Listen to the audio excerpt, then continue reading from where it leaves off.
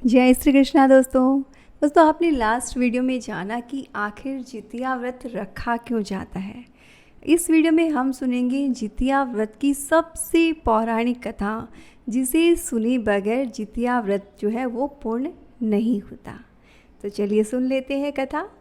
नर्मदा नदी के पास एक नगर था, कंचनबटी। उस नगर के राजा का नाम था मलयकेतु।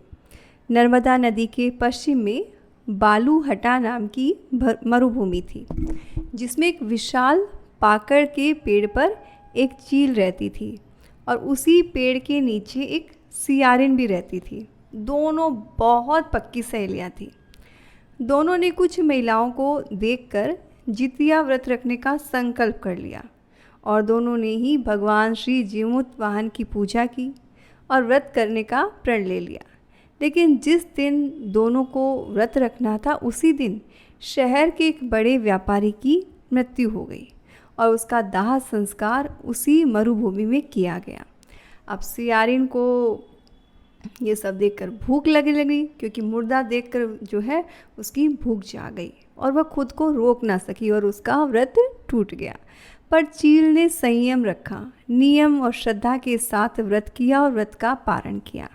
फिर अगले जन्म में दोनों सहेलियों ने एक ब्राह्मण परिवार में पुत्री के रूप में जन्म लिया। उनके पिता का नाम था भास्कर।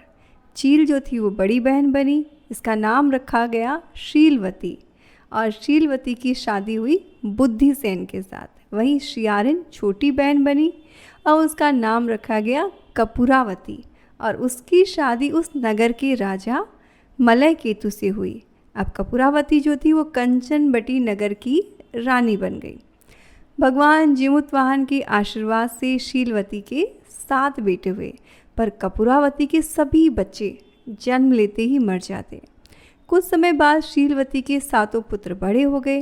वे सभी राजा के दरबार में काम करने लगे। कपूरावती के मन में उन्हें देखकर ईर्ष्या की भावना आ गई। उसने राजा से कहकर सभी बेटों के सर कटवा दिए और उन्हें 7 नए बर्तनों में भरवा कर लाल कपड़े से ढककर शीलवती के पास भिजवा दिया। यह देख भगवान शिव जीमूतवाहन ने मिट्टी से 7 भाइयों के सर बनवाए और सभी के सिर को उसके धड़ से जोड़कर उन पर अमृत छिड़क दिया, जिससे उनमें जान आ गई। 7 युवक जिंदा हो गए और घर लौट आए। जो कटे सर रानी ने भेजे थे वह फल बन गए और दूसरी ओर कपूरावती बुद्धिसेन के घर से सूचना पाने को व्याकुल थी। जब काफ़ी देर तक सूचना नहीं आई तो उसका कंट्रोल नहीं रहा और वह स्वयं ही बड़ी बहन के घर चली गई। वहाँ सबको जिंदा देखकर वो सन्न रह गई और बेहोश हो गई। और जब उसे होश आया तो उसने सारी बात अपनी बहन को बताई। अब उसे अपनी गलती का पछतावा हो रहा था। भगवान जीमूतवाहन की कृपा से शीलवती को पूर्व जन्म की बातें याद आ गई। वह कपूरावती को लेकर उसी पाकड़ के पेड़ के पास गई, उसे सारी बातें बताई। कपूरावती बेहोश हो गई और मर गई।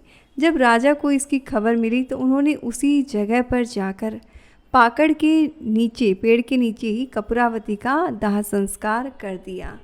तो दोस्तों, जो भी इस व्रत को करते हैं उन्हें इस व्रत की कथा को ज़रूर से सुनना चाहिए और जो भी व्रत का संकल्प ले उन्हें पूरी श्रद्धा और आस्था के साथ इस व्रत को करना चाहिए।